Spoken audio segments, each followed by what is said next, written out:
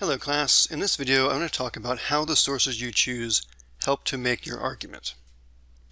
The sources you choose will always affect your argument, whether positively or negatively. When I say your argument, I mean your claim or your thesis, as well as the individual arguments that you use to support that main claim. So how do these sources help to make your argument? Here are two big picture ways. Number one, they establish your ethos. If I flip to a works cited page and see 4 sources in a 5-page paper, I might question how much information the writer really has mastery of. If I flip to a works cited page and see 10 or more sources, then I might think, wow, this person really knows the subject.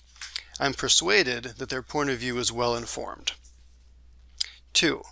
The sources themselves are arguments.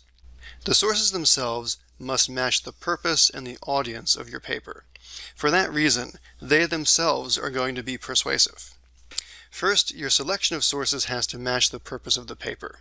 If you're writing an informative paper that should be more or less objective, but all of your sources are very opinionated, your essay may not be successful. The tone of your sources is wrong for the purpose of the paper. However, if you're writing a persuasive paper, those same opinionated sources might be appropriate. Second, your sources need to be a good match for your audience. If, for example, you are writing about the best policies for public education in the United States, but all of your sources are from European teachers talking about European schools, then the European sources are not matched to your American audience. The information is not that relevant, so it will not be persuasive. Here are 2 more ways that sources can help or hurt your argument. 1. They must be timely. If you use a source that is out of date, not only does it damage the effectiveness of your argument, but it can also damage your ethos as a writer. You could lose your credibility with the reader. Worse, by presenting old news as if it is current, you may spread misinformation. Here's an example. If you are writing about a topic that has changed significantly over time, you need to be aware of those changes.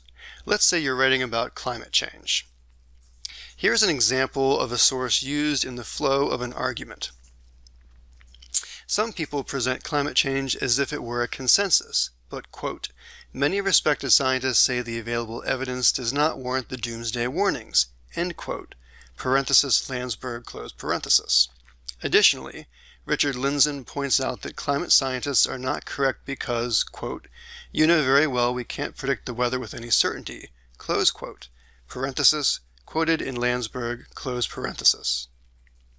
Now, from a technical point of view, this looks correct. The citations are done correctly, and the quotations are used effectively in the flow of a sentence.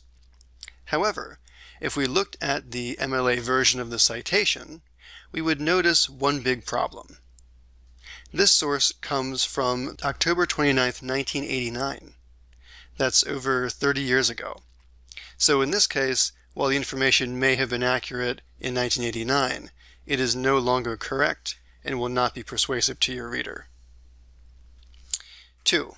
When writing about divisive issues, sources must be chosen carefully. If you are writing about a subject that tends to have very entrenched points of view on both sides, then you need to select sources, testimony, and facts that have a chance of being accepted by the other side.